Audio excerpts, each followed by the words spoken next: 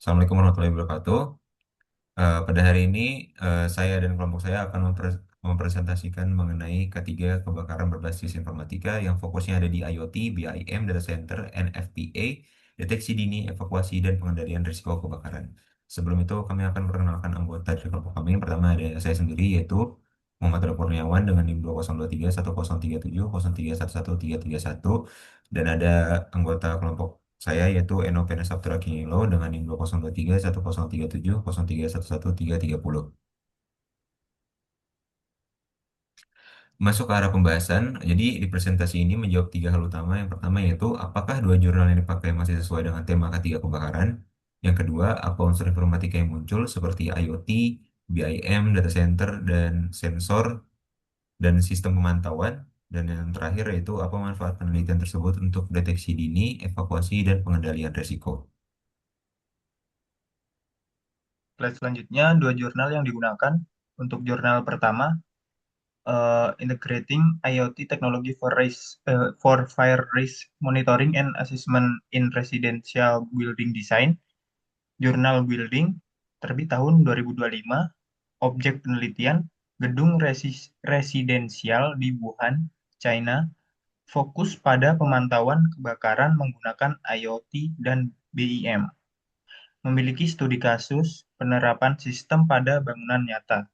Untuk jurnal kedua, Reframing Data Center Fire Safety as a Socio-Technical Reliability System. Jurnal Fire terbit tahun 2026. Objek pembahasan data center dan infrastruktur digital.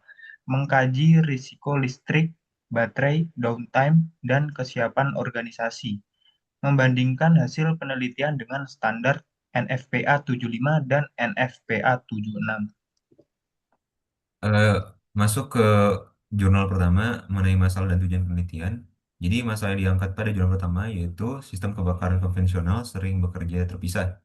Alarm, sensor, dan denah bangunan tidak selalu saling terhubung. Yang kedua, pengelola gedung membutuhkan informasi cepat tentang posisi bahaya, kondisi asap, dan jalur keluar yang aman. Dan yang terakhir, bangunan modern semakin kompleks sehingga evakuasi tidak cukup hanya mengandalkan denah statis. Tujuan penelitian membangun kerangka BIM IoT untuk memantau risiko kebakaran, menampilkan kondisi darurat secara digital, dan membantu penentuan rute evakuasi yang lebih aman. BIM IoT merupakan model bangunan digital yang terhubung dengan sensor. Selanjutnya, jurnal satu cara kerja sistem. Yang pertama, sensor, membaca suhu, asap, dan karbon monoksida. Selanjutnya, yang kedua, platform IoT, mengirim dan menyimpan data dari sensor. Dan selanjutnya, yang ketiga, pemrosesan, menganalisis kondisi bahaya secara langsung. Langsung ke empat, BIM, menampilkan area aman dan area berisiko. Yang terakhir, kelima, evakuasi, membantu memilih jalur keluar yang lebih aman. Intinya, komputer tidak hanya menerima data, sistem juga membantu membaca situasi dan memberi dasar keputusan saat evakuasi. Selanjutnya, jurnal satu mengenai studi kasus asli. Penelitian ini diuji pada gedung residensial di Wuhan, China. Jadi, artikel ini tidak hanya membahas konsep, tetapi juga mencoba kerangka sistem pada bangunan nyata. Yang pertama ada pemantauan. Jadi, sensor membantu melihat kondisi suhu, asap, dan gas berbahaya secara langsung. Selanjutnya, evakuasi, yang mana rute keluar dapat disesuaikan dengan posisi bahaya dan kondisi penghuni. Dan yang terakhir ada keputusan, yang mana pengelola gedung mendapatkan informasi yang lebih jelas sebelum mengambil tindakan. Makna dari ketiga, yaitu sistem seperti ini mendukung deteksi dini, evakuasi lebih terarah, dan pengendalian risiko sebelum kondisi memburuk. Selanjutnya, jurnal kedua, data center dan risiko kebakaran. Data center adalah fasilitas yang berisi server, jaringan, penyimpanan data, sistem daya, pendingin, dan cadangan listrik. Dalam informatika, data center mendukung cloud computing, layanan aplikasi, kecerdasan buatan, dan penyimpanan data. Yang pertama, beban listrik tinggi. Server dan perangkat jaringan bekerja terus-menerus, sehingga risiko panas dan gangguan listrik meningkat. Yang kedua, ada operasi tanpa henti. Data center harus tetap aktif, sehingga penanganan kebakaran perlu mempertimbangkan kesinambungan layanan. Yang ketiga, baterai dan UPS. Baterai lithium ion dan UPS dapat menjadi sumber bahaya jika jika terjadi panas berlebih atau kegagalan sistem. Dampaknya bukan hanya kerusakan alat, tetapi juga gangguan layanan, kehilangan data, dan kerugian operasional. Selanjutnya, jurnal 2 NFPA dan manajemen risiko. Jadi, jurnal kedua menggunakan NFPA sebagai pembanding. NFPA adalah standar internasional yang sering dipakai untuk proteksi kebakaran.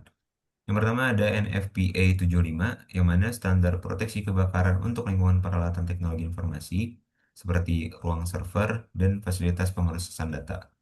Selanjutnya ada NFPA 76, yang mana standar proteksi kebakaran untuk fasilitas telekomunikasi, termasuk perangkat jaringan dan ruang komunikasi penting. Selanjutnya ada beberapa temuan penting. Yang pertama yaitu ada literatur banyak membahas pencegahan teknis, terutama bahaya listrik dan sistem pemadam. Kesiapan organisasi masih perlu diperkuat, misalnya latihan darurat, prosedur respons, dan pembagian peran. Dan yang terakhir yaitu pemulihan setelah insiden juga penting karena data center harus kembali beroperasi dengan aman. Selanjutnya, perbandingan dua jurnal. Untuk jurnal pertama, Buildings pada tahun 2025, pendekatan penelitian berupa pengembangan dan penerapan sistem. Objeknya gedung residensial dengan kondisi bangunan nyata. Unsur informatika terlihat pada IoT, BIM, sensor, platform data, dan visualisasi. Kuat untuk menjelaskan contoh penerapan K3 berbasis teknologi. Untuk jurnal kedua, Fire tahun 2026, pendekat, pendekatan penelitian berupa systematic review atau tinjauan sistematis. Objeknya data center sebagai infrastruktur digital penting. Unsur informatika terlihat pada server, cloud, baterai, monitoring, dan standar NFPA. Kuat untuk menjelaskan kerangka risiko dan kesiapan organisasi. Keduanya saling melengkapi.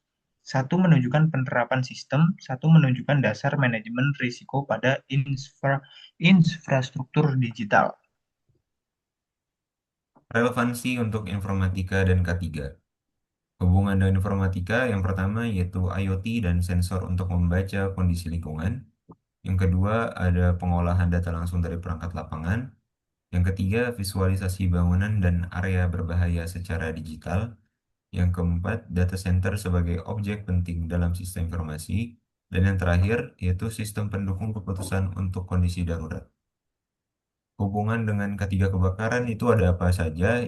Terdapat 5 poin penting. Yang pertama yaitu ada identifikasi bahaya sebelum kejadian besar. Yang kedua, deteksi dini melalui sensor dan pemantauan. Yang ketiga, evakuasi yang menyesuaikan kondisi lapangan. Yang keempat, pengendalian kebakaran melalui prosedur dan sistem proteksi. Dan yang terakhir, pemulihan layanan setelah insiden. Keselamatan kerja dapat diperkuat jika keputusan diambil berdasarkan data, bukan hanya perkiraan. Selanjutnya masuk ke bagian kesimpulan.